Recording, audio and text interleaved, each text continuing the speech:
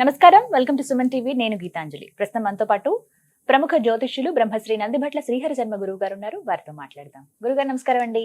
వాగర్థావివ సంపృక్తౌ వాగర్థ ప్రతిపత్తయే జగతః పితరౌ వందే పార్వతీ పరమేశ్వరౌ. సదాశివ సమారంభాం శంకరాచార్య మధ్యమాం అస్మదాచార్య పర్యంతం వందే గురు పరంపరాం. ఆదిత్యాయ చ సోమాయ మంగళాయ బుధాయ చ గురు శుక్ర శనిభ్యశ్చ రాహవే కేతవే నమః. శృంగేరి జగద్గురు పీఠాధిపతులకి, కంచి పీఠాధిపతులకి నమస్కారములు తెలియజేసుకుంటూ కార్యక్రమాన్ని ప్రారంభిద్దాం.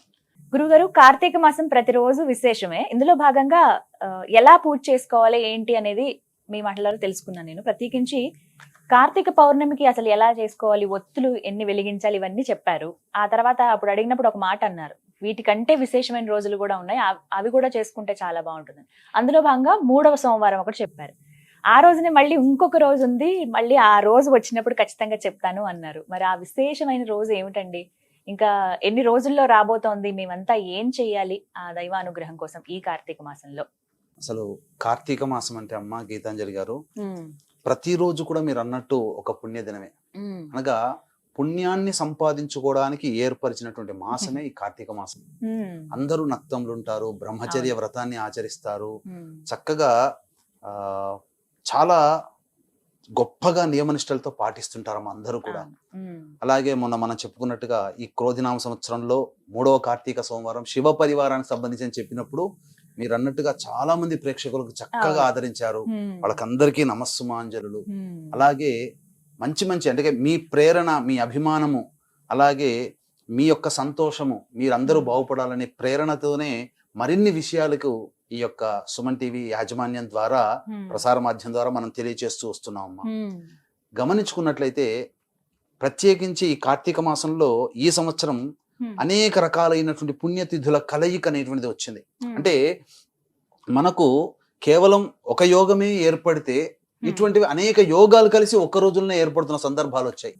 ఇంకా విశేషం 3వ కార్తీక సోమవారంలో ఆ విధంగా ఎలా అయితే శివ పరివారం వచ్చిందో, ఇప్పుడు ఇంకోటి కూడా ప్రత్యేకమైనటువంటిది ఏంటంటే గురువారం రోజున 21వ తారీఖు వచ్చేది.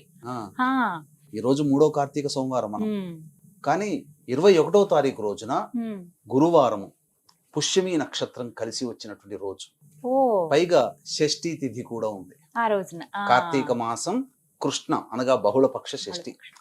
ఈ 3 కలయిక వచ్చినటువంటిది మాత్రం చాలా అద్భుతంగా చెప్పవచ్చమ్మా. ఆదివారము పుష్యమి నక్షత్రం కలిస్తే పుష్యార్క యోగం ఎంత బలమైనటువంటి యోగమో, గురువారం మరియు పుష్యమి నక్షత్రం కలిసి వచ్చినటువంటి రోజున కానీ గురువు పుష్యమి నక్షత్రంలో సంచరిస్తున్నటువంటి సందర్భంలో అది 12 సంవత్సరాలకు ఒకసారి వస్తుంది. గురువు పుష్యమి నక్షత్రంలో సంచరించేది 12 సంవత్సరాలకు ఒకసారి. కానీ గురువారము పుష్యమి నక్షత్రం కూడా చాలా అరుదుగా వస్తూ ఉంటాయి. సంవత్సరంలో ఒక 3 లేదా 4 కంటే ఎక్కువ రావు. గురువారం అంటే గురుడికి ప్రీతి అని మనం గురువు ప్రీతి. పుష్యమి నక్షత్రం ఇక్కడ మనం గమనించుకోవాల్సినటువంటిది ఏంటంటే, గురువారం అనేటువంటిది మనము దత్త సాంప్రదాయంగా మనం కొలుసుకుంటూ వస్తున్నాం. సాధారణంగా ఇప్పుడు మనం కొలుచుకునే గురువులా కాదు, అసలు సిసలైనటువంటి దత్త సాంప్రదాయం. ఈ పుష్యమి నక్షత్రానికి ఒక విలక్షణమైనటువంటి స్థితి ఉందమ్మా. అంటే ఏ నక్షత్రానికి 2 గ్రహాలు ఆధిపత్యం వచ్చినటువంటి సందర్భం లేదు. కానీ ఈ యొక్క అంటే మృగశిర నక్షత్రానికి చంద్రుడు సోముడు వస్తాడు, అలా కొన్ని నక్షత్రాలని తక్కువగా. ఇలా ఈ యొక్క పుష్యమి నక్షత్రానికి గురువు అధిపతి, శని కూడా నక్షత్రాధిపతి, గురువు పరిపాలిస్తాడు, పరిపాలకుడు గురువు. అందుకనే పుష్యమి నక్షత్రానికి మొదటి పాదంలో 8 వాక్యాల్లో ఓం బృహస్పతిర్నః పరిపాతు పశ్చాత్ అంటే బృహస్పతే పరిపాలించేటువంటి గ్రహ నక్షత్రం ఈ యొక్క పుష్యమి నక్షత్రం. పుష్యమి నక్షత్రానికి అధిపతి ఎవరు? మళ్ళీ శని భగవానుడు. ఇది ఈ పుష్యమి నక్షత్రం అనేటువంటిది అనురాధ కానీ పుష్యమి కానీ ఇవన్నీ కూడా ఏంటంటే దేవగణానికి సంబంధించినటువంటి నక్షత్రాలు. అయితే ఇవి కలిసి ఉండేటువంటి రోజు రావడం గురు పుష్య యోగంగా చెప్పబడితే, షష్ఠి తిథి రోజున ఉండడం కూడా గొప్ప యోగం. కాబట్టి ఈ యొక్క ఈ గురువారము పుష్యమి నక్షత్రం ఉన్నటువంటి రోజున కొన్ని నియమాలు గనక మానవుడు కొన్ని సమస్యలకి, అనగా విద్య కావచ్చు, వివాహం కావచ్చు, ఉద్యోగం కావచ్చు, దాంపత్యం కావచ్చు, సంతానము కావచ్చు, అలాగే అనారోగ్య సమస్యలు కావచ్చు, ఇంకా చెప్పాలి అని అంటే ప్రధానంగా ధనపరమైనటువంటి సమస్యలతో బాధపడేటువంటి వాళ్ళు కావచ్చు. ఈ చెప్పబడినటువంటి సమయాల్లో ఒక్కొక్క సమస్యకి మనం చెప్పుకుందాం ఒక్కొక్క తప్పకుండా. హోరలో గనక ఉమ్, వీరు అభిషేకం గనక చేసుకుంటే ఆ గ్రహ ప్రభావం చేత వాళ్ళ సమస్యల నుంచి బయటపడడానికి ఒక మార్గం అనేటువంటిది కలుగుతుంది. ఏదో పాతాళ భైరవ సినిమా లాగా జై పాతాళ భైరవ అనగానే రాత్రికి రాత్రి భవనాలు కట్టడాలు అట్లాంటివి ఉండవమ్మా. ఉమ్, మనకు కష్టపడుతున్నప్పుడు ఆ భగవంతుడు మనం చేసేటువంటి మానవ ప్రయత్నంలో భాగంగా దైవ ప్రయత్నం కూడా మనం చేస్తున్నప్పుడు దైవం మనకు అనుకూలించి ఉమ్. ఆ ప్రయత్నంలో ఒక మనల్ని మార్గం విజయం చేస్తుంది. చూపిస్తారన్నమాట. ఒక మార్గం. ఉమ్, కాబట్టి ముఖ్యంగా ఉమ్, చాలా మంది ఏంటంటే ఈ అక్షయ తృతీయ, ధనత్రయోదశి ఈ రోజున బంగారం ఆ. కొనుక్కుంటారంటారు. ఆ, కానీ అసలు కొనుక్కోవాల్సినటువంటి రోజు, బంగారం కొనవలసినటువంటి సమయం ఉమ్, ఈ గురుపుష్య యోగంలో ఉన్నప్పుడు బంగారం ఆ. కొనుక్కోవాలి. ఆహా, గురుపుష్య యోగం ఉండి ఉమ్, గురుహోరలో గనక బంగారం కొనుక్కున్నట్లయితే ఉమ్. అది చాలా విశేషం. టైం ఎప్పుడు టైం ఉంది ఎప్పుడు గురువారం అంటే అంటే? మనకు గురువారం పొద్దున 6:15 నుంచి 7:15 వరకు ఉంటుంది. ఉమ్, కానీ ఆ ఈ ఆ సమయానికి ఎవరు అసలు షాపులు షాపులు తెరవరు. తీయరు కదండి, కాబట్టి అవును. 1:15 నుంచి 2:15 వరకు మళ్ళీ ఆహా, గురుహోర ఉంటుంది మళ్ళీ మధ్యాహ్నం ఉంది. మధ్యాహ్నం. ఆ సమయంలో గనక బంగారం కొనుక్కుంటే ఉమ్, మళ్ళీ దానికి 10 బంగారం కొనగలిగే స్థాయి శక్తి, ఇస్తారా? స్థాయి మనకు కలుగుతుంది. ఇది ఒక మాట అడుగుతాను. చెప్పండి అమ్మా. బంగారం అంటే వినడానికి బాగుంటుంది, కొనుక్కోవాలని కోరుకుంటుంది, కానీ కొనే స్థోమత లేని వాళ్ళు చాలా మంది ఉంటారు. చిన్నగా వాస్తవం. కాదండి, ఎంత రేటు తగ్గినా గానీ ఆ రేట్ ఏమి 10,000 20,000 అవ్వలేదు. అవును. జస్ట్ ఒక 4-5 వేలు చాలా. తగ్గింది, 70,000లోనే ఎందుకని- ఉంది. వాస్తవం మీరన్నమాట అక్షర ఉమ్. సత్యం అమ్మా. ఉమ్, ఈ రోజున బంగారం కొనే శక్తి ఎవరికీ లేదు. అస్సలు. కాబట్టి ఏం చేయాలి? బంగారానికి చాలా ప్రత్యామ్నాయాలు ఉన్నాయి. ఆ ఆహా. సమయంలో ఆ, జనరల్ స్టోర్కి వెళ్ళి 1:15 నుంచి 2:15 మధ్యలో పసుపు పొట్లం కొనుక్కోండి. ఆహా. చక్కటైనటువంటి పసుపుని పసుపు కొనుక్కోండి. ఆ. పసుపు కూడా గురువు సంకేతమే. ఉహుం. తర్వాత ఇంకా విశేషంగా ఏంటంటే జమ్మి చెట్టు దగ్గరికి వెళ్ళి ఉమ్, ఒక జమ్మి కాండమును తెచ్చుకొని వచ్చి, ముళ్ళులతో ఉన్నటువంటి జమ్మి కాండము తెచ్చి దానికి పూజ చేసి ద్వారానికి కడితే ఉమ్. ఆ గురుహోరలో ఎటువంటి భూత ప్రేత పిశాచములున్నా తొలగిపోతాయి. ఉమ్. అందులో ఏమాత్రం సందేహం ప్రత్యామ్నాయంగా లేదు. ఈ విధంగా ప్రత్యామ్నాయంగా చేసుకోవచ్చు. చేసుకోవచ్చు. జమ్మి ఆకులని చక్కగా ఆ పూజా మందిరంలో కానీ ఉమ్. లేకపోతే మన ధనాగారం అనగా డ్రాయర్ బాక్స్ లో ఎక్కడైనా కానీ అవును. పెట్టుకొని బీరువాలో పెట్టుకున్నా కానీ ఆ సమయానికి ధనము చేకూరుతుంది. ఉమ్. ఇది కాబట్టి ముఖ్యంగా ఇదొకటైతే ఈ రకమైనటువంటి శక్తి అంటే- శక్తి ఉన్న వాళ్ళు కొనుక్కోండి. ఆ. లేని వాళ్ళు పసుపు కొనుక్కోవచ్చు. పసుపు కొనేంత శక్తి అందరికీ ఉంటుంది కదా. ఉంటుందండి. కనీసం ఒక 100 గ్రాములు పసుపు స్వచ్ఛందంగా ఒక అంటే ఒక ఉపయోగపడేదే కదా పసుపు. ఉపయోగపడేది. ఉమ్. కాబట్టి పసుపు ఇంటికి తెచ్చుకున్నా ఉమ్. లేదా జమ్మి ఆకులు ఇంటికి తెచ్చుకున్నా ఉమ్.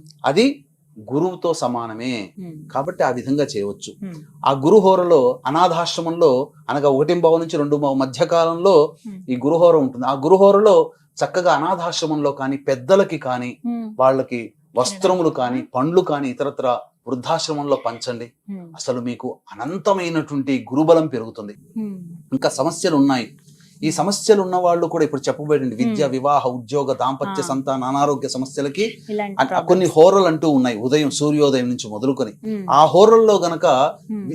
ఇప్పుడు మనం చెప్పుకోబోయేటువంటి వివిధ ద్రవ్యాలతో గనక అభిషేకం చేసుకుంటే ఉమ్. వాళ్ళ సంకల్పము ఈ గురుపుష్య యోగంలో ఉండగా చేసుకున్నందువల్ల ఉమ్. త్వరితగతిన వాళ్ళకి ఆ సంకల్పం నెరవేరుతుంది. ఉమ్. ఇక వీక్షించేటువంటి ప్రేక్షకులకి గమనిక, ఈ తండ్రి వైపు 6 తరాలు, తల్లి వైపు 3 తరాలలో గనక ఏవైనా దుర్మరణాలు గనక ఉన్నట్లయితే అది పితృదోషంగా చెప్పబడుతుంది. ఈ పితృదోషం వల్ల మానవులకి ఎటువంటి అభివృద్ధి ఉండదు, సంతానం కలగదు, వివాహాలు కావు, అలాగే జీవితంలో పైకి ఎదగలేకపోవడం అనేటువంటి బాధలు కూడా కలుగుతుంటాయి. అనేక రకమైనటువంటి ఇబ్బందులకి కారణాలు తెలియకుండా ఉంటుంటాయి. ఎంత ప్రయత్నం చేసినా విజయాన్ని పొందలేరు. అటువంటి వాళ్ళ కోసమే ఈ నెల 25వ తారీఖు రోజున 4వ కార్తీక సోమవారం సందర్భంగా గోకర్ణ క్షేత్రంలో పితృదోష నివారణ కార్యక్రమాలు అనేటువంటివి చేయించడం జరుగుతుంది. అవకాశం ఉన్న వాళ్ళు కార్యక్రమ తదనంతరం కాంటాక్ట్ చేసి పూర్తి వివరాలు తెలుసుకోవచ్చు.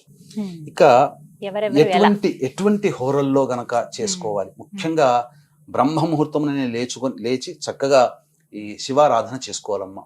ముఖ్యంగా ధనము కావాలనుకునేటువంటి వ్యక్తి కానీ, విద్య కావాలనుకునేటువంటి వ్యక్తి కానీ చక్కగా 6:15 నుంచి 7:15 మధ్య కాలంలో గురుహోర ఉంటుంది. ఆ సమయంలో పంచామృతాలతో అభిషేకము చేసి చక్కగా బిల్వదళములతో కానీ పారిజాత పుష్పములతో కానీ అర్చన గనక చేసిన వ్యక్తికి ఆ గంట సమయంలో తప్పకుండా ధనం సమకూరుతుంది. అలాగే విద్య కూడా బాగా వస్తుంది. ఇంట్లోనే చేసుకోవచ్చు, దేవాలయంలోనైనా చేసుకోవచ్చు. ఇక మళ్ళీ గురుహోర అనగా ఈ యొక్క సంబంధించినటువంటి 7 నుంచి 8 మధ్య కాలంలో కుజహోర ఉంటుంది. కాబట్టి కుజ దోషముతో బాధపడుతున్నటువంటి వాళ్ళు కానీ, సర్పదోషముతో బాధపడుతున్నటువంటి వాళ్ళు ఎవరైనా కానీ ఈ యొక్క సుబ్రహ్మణ్య స్వామికి ఆవు పాలు, ఆవు నెయ్యి, తేనె ఈ 3తో అభిషేకం జరిపించి చలివిడి నైవేద్యం గనక ఈ యొక్క కుజహోరలో గనక 7 నుంచి 8 మధ్య కాలంలో గనక చేసిన తప్పకుండా వాళ్ళకి ఆ కుజ దోషములు తొలగిపోతాయి, వివాహ సంబంధం ఉన్నటువంటి సమస్యలు తొలగిపోతాయని చెప్పొచ్చమ్మా. ఇక ఉద్యోగముతో బాధపడేటువంటి వ్యక్తులు ఎవరైనప్పటికీ కూడా 8 నుంచి 9 మధ్య కాలంలో చెరుకు రసముతో కానీ, చెరుకు రసం దొరకకపోతే బెల్లముని కలిపితే బెల్లం నీరు, ఆ బెల్లం నీటితో శివుడికి అభిషేకం జరిపించి చక్కగా ఈ సంబంధించినటువంటి నందివర్ధనం పూలతో గనక అర్చన చేసినట్లయితే తప్పకుండా వాళ్ళకి ఉద్యోగం లభించి తీరుతుంది. ఇక 9 నుంచి 10 శుక్రహోర ఉంటుందమ్మా. ఈ శుక్రహోరలో దాంపత్య సమస్యలతో బాధపడుతున్నటువంటి వాళ్ళు కానీ, వివాహ సమస్యలతో బాధపడుతున్నటువంటి వాళ్ళు కానీ ఏం చెయ్యాలి అని అంటే, ఈ పటిక బెల్లం, మిశ్రి, నవ్వోద్గడ్డ అంటారు కదమ్మా, ఆ పటిక బెల్లాన్ని దంచి ఆ పొడిని నీటిలో వేసి ఆ నీటితో ఈశ్వరుడికి అభిషేకం జరిపించి గన్నేరు పూలతో గనక అర్చన చేస్తే తప్పకుండా వివాహ సమస్యలు తొలగిపోతాయి, దాంపత్య సమస్యలు తొలగిపోతాయి, వివాహం నిశ్చయం అవుతుంది. ఇక వ్యాపారాభివృద్ధి కావాలి అనుకునేటువంటి వాళ్ళు చక్కగా తేనెతో ఈశ్వరుడికి అభిషేకం ఈ 7, 8, 9, 10, 10 నుంచి 11 మధ్య కాలంలో ఈ యొక్క తేనెతో అభిషేకం చేసుకుంటే చాలా మంచిది. మారేడు దళాలతో అర్చన చేయాలి. ఇక 11 నుంచి 12 వరకు చంద్రహోర. వివిధ రకాలుగా ప్రజా సంబంధమైనటువంటి వృత్తిలో, వ్యాపారంలో ఉన్న వాళ్ళు పంచామృతాలతో కానీ, ఆవు పాలతో కానీ అభిషేకం చేయాలి 11. ఇక 12 నుంచి 1 మధ్య కాలంలో, అనగా 12-15 నుంచి 1-15 మధ్య కాలంలో నవగ్రహాల చుట్టూ శివాయ నమః అంటూ ప్రదక్షిణ చేసి శనీశ్వరుడికి కానీ, శివలింగానికి కానీ నల్ల నువ్వుల నూనెతో అభిషేకము జరిపించి అన్నము, నల్ల నువ్వులు కలిపిన ముద్ద నైవేద్యంగా పెడితే చాలా విశేషం. ఇక 1 నుంచి 2 మధ్య కాలంలో ఈ యొక్క గురుహోర ఉంటుంది. అలాగే 1:30 నుంచి 3 గంటల వరకు ఈ రాహుకాలం ఉంటుంది. ఈ సమయంలో అన్నముతో అభిషేకం జరిపితే కుటుంబ వృద్ధి, కుటుంబ సభ్యులందరూ కూడా అన్యోన్యంగా ప్రేమతో, వాత్సల్యంతో కలిసి ఉంటారమ్మా. ఇది ఈ విధంగా షష్ఠీ తిథి రావడము, గురువారము, పుష్యమి నక్షత్రం కలిసి ఉన్నటువంటి రోజున జరగడము, ఇవన్నీ కూడా అద్భుతమైనటువంటి విషయాలు.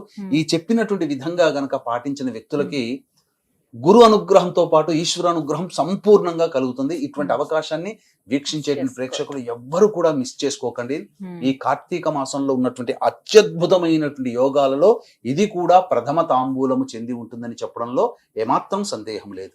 అలా చక్కగా వివరించారు గురువు గారు. ఇప్పుడు రాబోతున్న గురువారమే కాబట్టి ఎవరైతే చేసుకోలేకపోయామని బాధపడే వాళ్ళు ఒకవేళ మిస్ అయితే గనక ఆ రోజున చేసుకున్నా కూడా మంచిదే. అందరూ ఈ పాటికి పౌర్ణమి చక్కగా చేసుకుంటారు, 3వ సోమవారం చేసుకుని ఉంటారు. అలాగే దీంతో పాటుగా ఉపవాసం ఉన్నా కానీ మంచిది. అవునా?